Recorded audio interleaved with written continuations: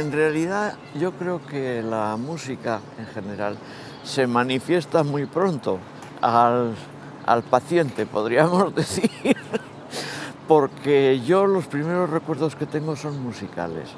En casa había un piano evidentemente no un piano de cola, un piano vertical. Y había también, y quizá era más importante aún que el piano, un gramófono de los antiguos, de los de bocina y de los de 78 revoluciones. Y bueno, pues el resultado fue que sí, yo tuve ese enganche muy joven, muy joven. Obvio es decir que ese encarrilamiento era una cosa que se consideraba en mi casa pues como una cosa muy divertida. Mira el niño, que pequeñajo y hay que ver lo que le gusta la música. Y además como tenían esa arma secreta, en cuanto me ponían alguna música en la radio o en los discos, pues yo me quedaba quieto y no molestaba a nadie. Los niños de hoy escuchan sin duda ninguna demasiada música. Están escuchando música las 24 horas del día casi. Hay tal cantidad de transmisión de música que en el fondo la música se convierte casi automáticamente en un run run que no significa nada.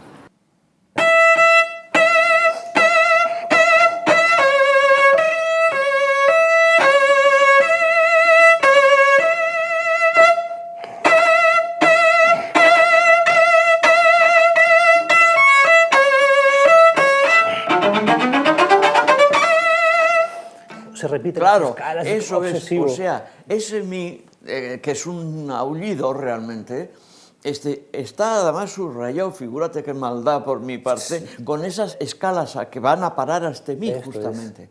Pero has añadido una nota, has añadido el do sostenido, ¿verdad? Sí. Ese do sostenido corresponde a la estructura que decía antes y que va a oírse entera mucho más adelante. Por eso empiezas a hacer esas bordaduras, podríamos decir, sobre el do sostenido, que es la nota inferior de esa estructura, varias veces. Y de vez en cuando te aproximas, osado, al fa. Al fa, haces unas... mi, do, mi, Yo no hago do, nada, ¿eh? mi, fa, mi, do, mi, fa, mi. Esto Otra es. nota que Después de faltaba. tanta obsesión con el mi y el do, después...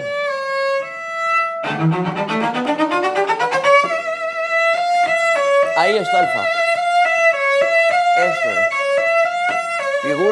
Figúrate. Eso, claro, va creando una tensión que todavía no resuelve. Y para hacerla todavía más desear, tú tienes una pequeña cadencia. Eso te iba a decir, pero En resultaba- donde están las notas que pudiéramos decir complementarias a todo eso. Sigue la obsesión del mi. Una pregunta. ¿Puedo ir al piano y se me sigue? ¿Qué música es la que yo entonces hacía? Pues hacía una música muy influida, mucho, por dos compositores que a mí me gustaban y me siguen gustando, las cosas como son, muchísimo. Uno, que puede ser uno de mis santos patrones, vamos a decir, que es Debussy. Y otro, que era una persona perfectamente maravillosa, que era Federico Mompou. ¿En qué? Pues en buscar en la música un refugio de magia, un refugio de misterio, un mundo más estimulante y menos chato del que nos rodea. Que la música sea, repito, como un refugio tanto para la alegría como para el terror.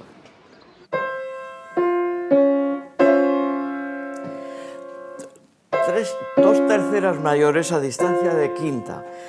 Este es el principio. Naturalmente, después van cambiando de notas, pero no de estructuras. Y para presentarla, no lo voy a presentar, no voy a mostrar todos los ases en la mano, Claro, eso claro. sería una horterada, verdaderamente. No, empiezo con... que es esta, Sí. pero a distancia. Y esta, que tú estás haciendo, es esta de aquí, o sea que salen las cuatro notas, pero en distinta posición y formando una, diríamos, pequeña melodía. Entonces, ¿qué sucede de todo esto? Sucede que ya el vibrato, y en ti no se diga, en ti eres el rey, ¿verdad? El vibrato, lo que sucede es que es parte de la forma. no es solamente un adorno de ninguna manera, forma parte de la obra. Cuando uno es joven, y es lógico que sea así, y es bueno que sea así, piensa que se va a comer el mundo.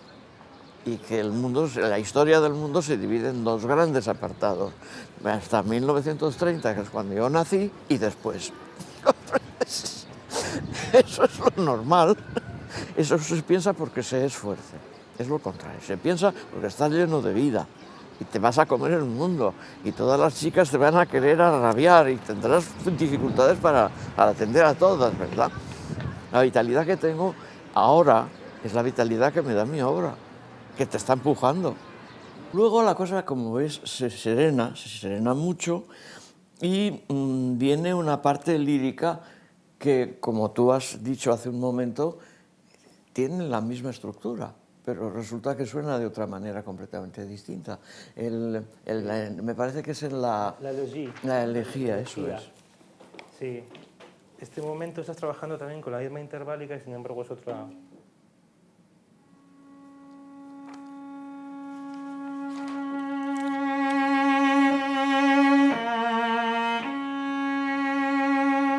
Ahí tienes la tercera, descendente.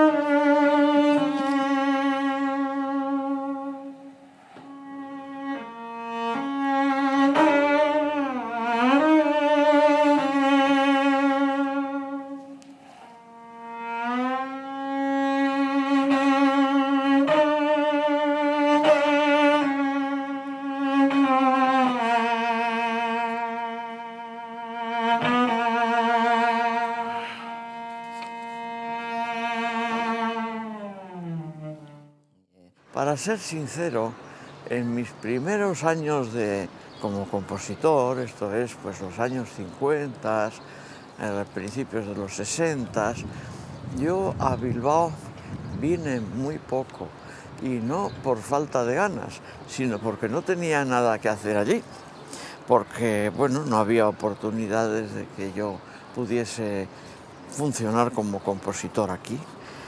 Estuve viviendo en Berlín muchos años, mucho tiempo, en París también.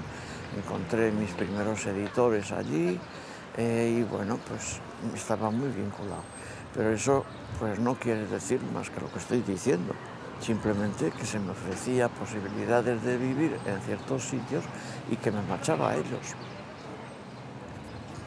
Después, en contraste con la rítmica esta tan precisa que estábamos hablando, ahora es cuando tengo la escritura esta, que es mucho más flexible, y que conversándolo contigo, precisamente para buscar esa flexibilidad que era necesaria, me hablaste curiosamente de un diálogo de amor, ¿no? Pero un diálogo de amor imposible, entre una foca y un rinoceronte. Eso sí, fue bueno, está bien, está bien. Y el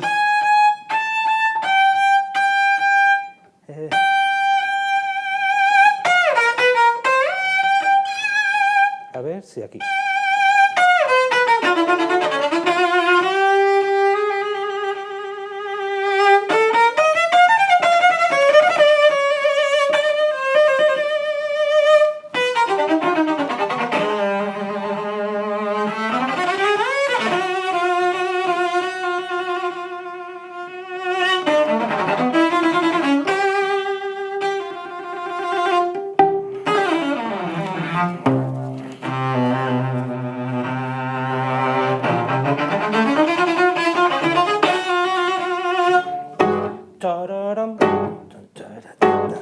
En aquellos años la cultura era la cultura burguesa, no había otra.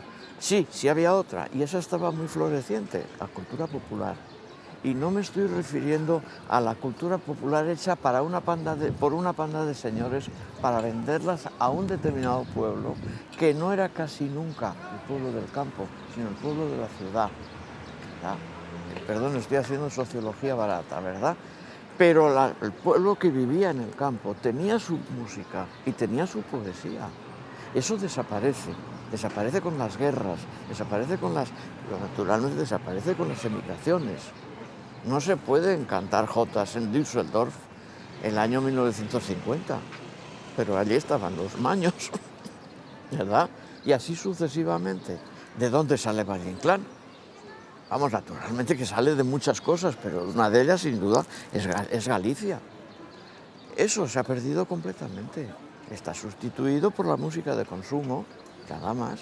Una cosa que no está hecha por ellos, que está hecha para ellos, para que se la coman, ¿verdad? Y que den dinero. Hay un pasaje que tengo muchísima curiosidad, es el pasaje de los armónicos. Es un roce de afinación aproximada sobre Claro, la nota. eso me encanta. Sí, Eso a mí también, personalmente, a mí también. por eso me alegro mucho que me digas eso, porque yo me encantan los sonidos un poco fuera de la entonación justa que pueden dar los instrumentos de cuerda. Pero sin necesidad de escribir cuartos de tono. No, eso no tiene sentido porque nunca se hacen bien. Es de alguna manera inventarse un instrumento nuevo, Claro. un instrumento nuevo, un instrumento que no existe y que se hace como un cóctel bien hecho, ¿verdad? Pues este pasaje, desde luego, yo de lo que conozco dentro de la escritura para el cello, es bastante novedoso, me parece.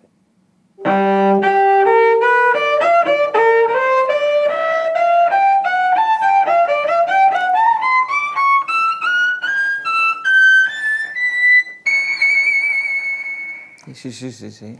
Ya es cuando entra el piccolo.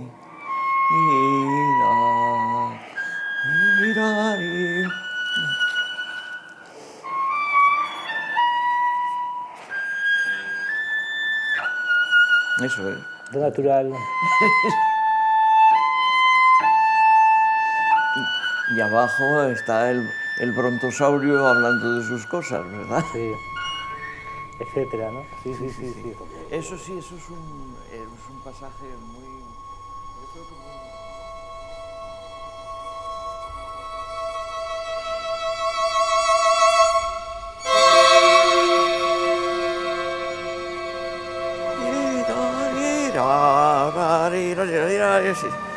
Sí. Es la meditación de Thais, que es una parte que queda sola de una ópera que se llama Thais, de Massenet.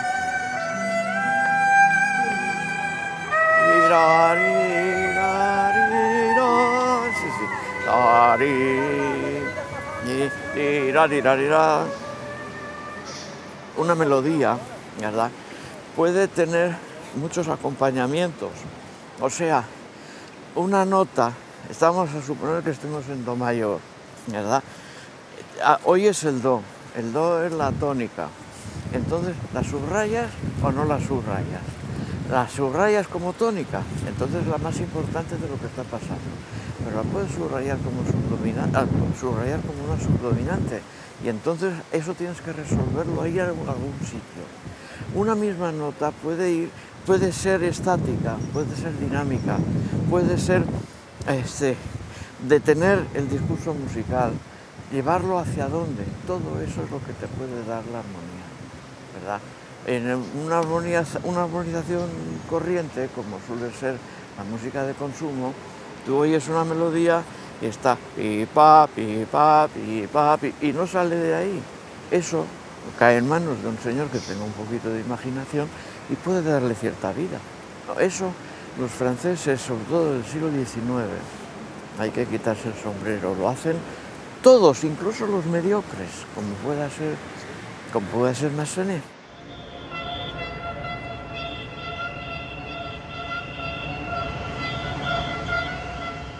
Es curioso, hablando contigo sobre la estructura, descubro que hay muchas cosas que se parecen alrededor a través de conciertos. Es un concierto que dura, no sé, casi media hora. Sin embargo, nunca te da la impresión de que estás escuchando lo mismo.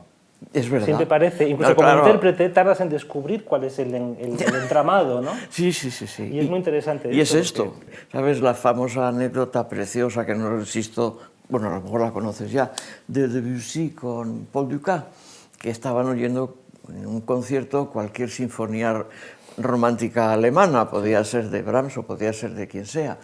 Llega el primer tiempo, llega un momento y Debussy le dice a Paul Dukas: bueno, ahora ya nos podemos ir porque viene el desarrollo.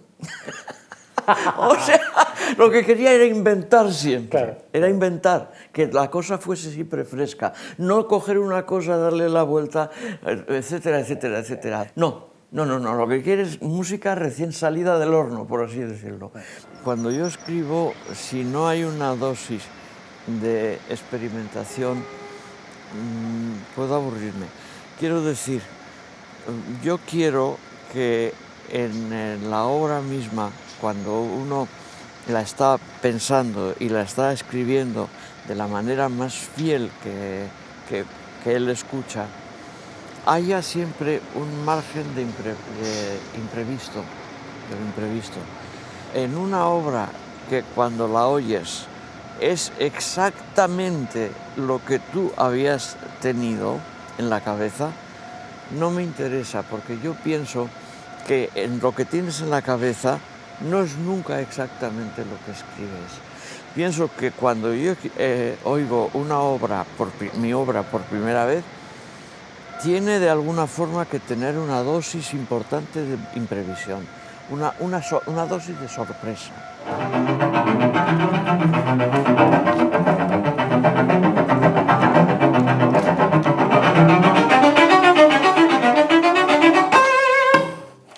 Sí.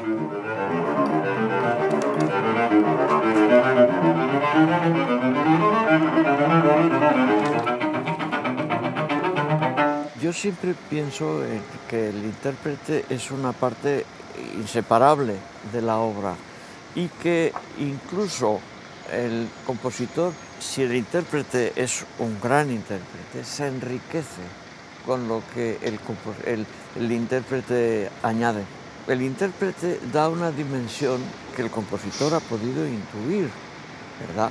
Pero rara vez hacer, porque le falta la técnica que el gran intérprete tiene.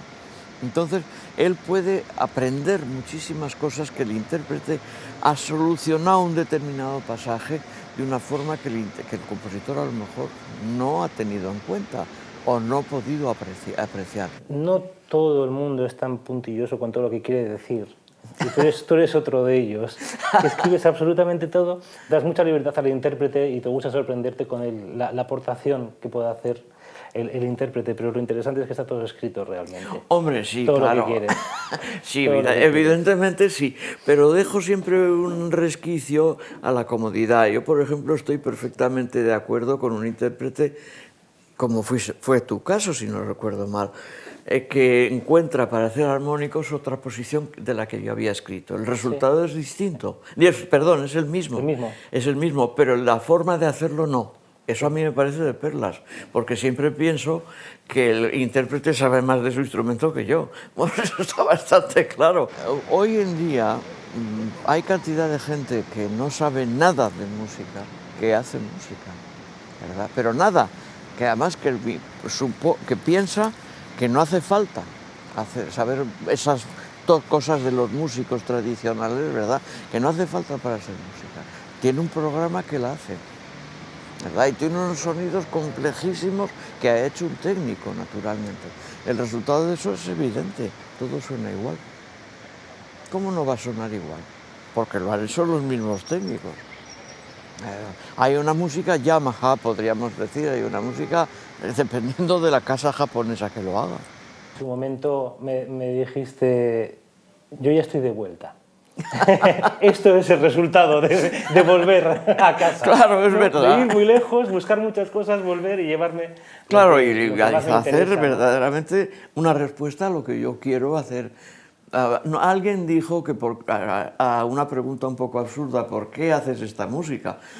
No sé quién fue un señor muy famoso de los gordos, pero dice, porque no la ha hecho nadie, por eso la he hecho yo.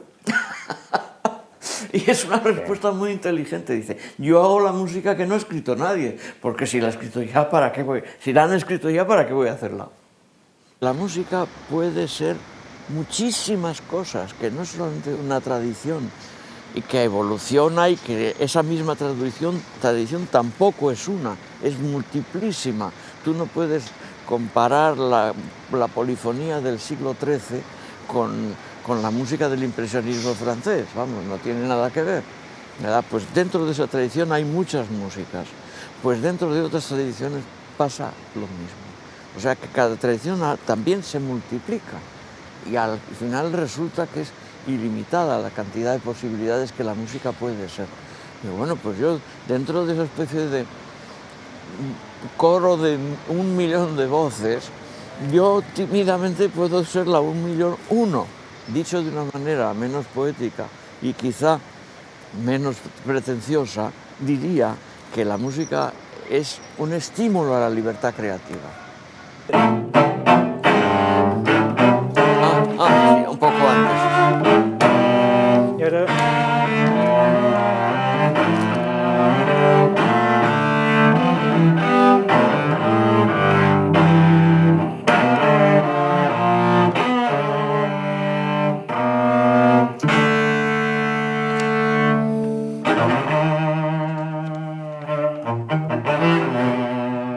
Y poco a poco...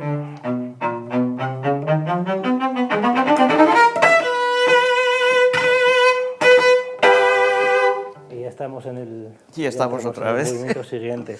Sí. Bueno, yo creo que esta obra, junto con algunas otras del mismo periodo, yo juzgo que es una obra, quisiera ser bien entendido, no veas en esto, por favor, ninguna vanidad estúpida por mi parte, pero que es una obra de madurez. Una obra que es consecuencia de muchos años de trabajo y de estar buscando y a veces encontrando, ¿verdad?, procedimientos técnicos que quisiera que fueran propios míos, ¿verdad? Es como si dijéramos todo lo que yo he podido inventar como músico en un periodo muy largo de años. Esta es una de las obras que en ese sentido son más claras. Sí. Yo viví un cierto tiempo, porque había un festival allí, en Irán, evidentemente no en la época de los ayatolás, sino un poco antes, ¿verdad? Pues yo me quedé enamorado de la música tradicional de Irán porque es hermosísima, a mi juicio, ¿verdad? Cuando yo vi a un instrumentista de su instrumento de cuerda frotada, que es el camanché, me quedé asombrado de ver cómo muchas veces se deja el arco quieto y lo que se mueve es el instrumento, al contrario de lo que es nuestra técnica, ¿verdad? ¿Y para qué? Para conseguir un determinado resultado sonoro que aproxima el sonido del violín a lo que para ellos es la obsesión, que todo suene como la voz humana.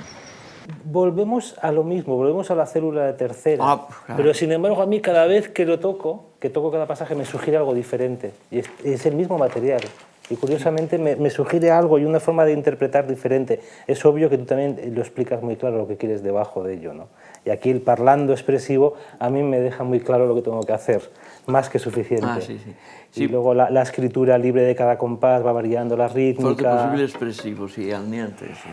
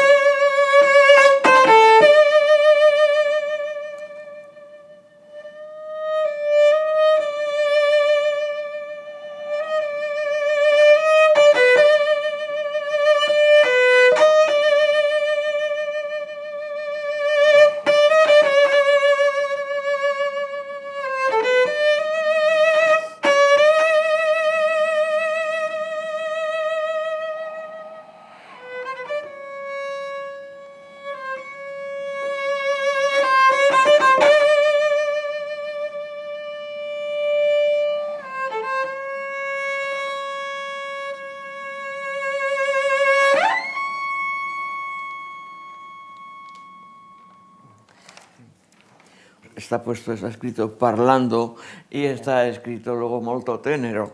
O sea que la cosa hablaba antes de que el instrumento hable, ¿verdad? Sí. Y esa idea de que el instrumento esté a punto de decir palabras, ¿verdad? Al final, la última parte, esta que acaba de tocar, se llama commiato. En italiano eso significa como adiós, ¿verdad? Es lo mismo. Bueno, pues sí, es dar un adiós. Claro. Dar un adiós. Sí. No en frío, sino cargado de sentimiento. Sí.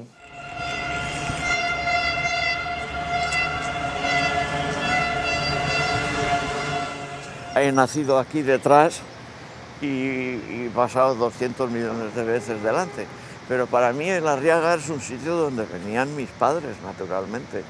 Alguna vez mi abuelo me traía para que lo viera, pero no de ninguna manera para entrar, el que entraba era él.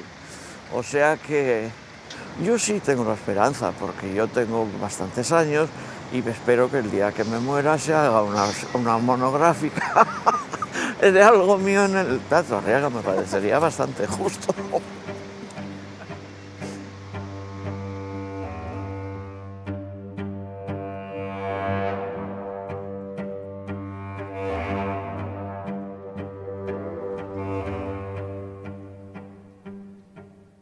Mi conclusión de esta obra, todo lo que está escrito es tocable.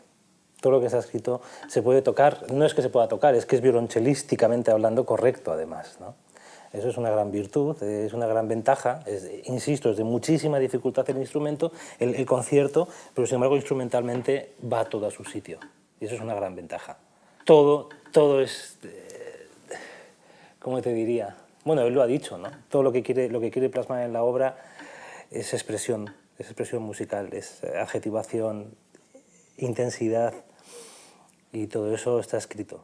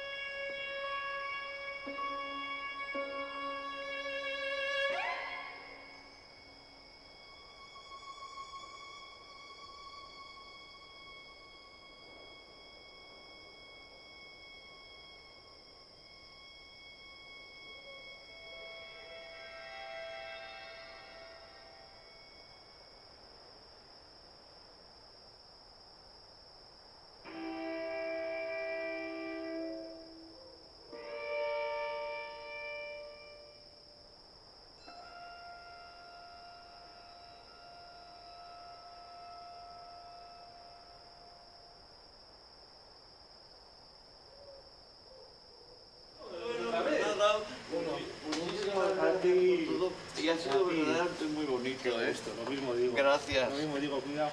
Sí, sí, sí. Qué bueno. Qué bueno, un placer. Voy por aquí. Bueno, hasta pronto.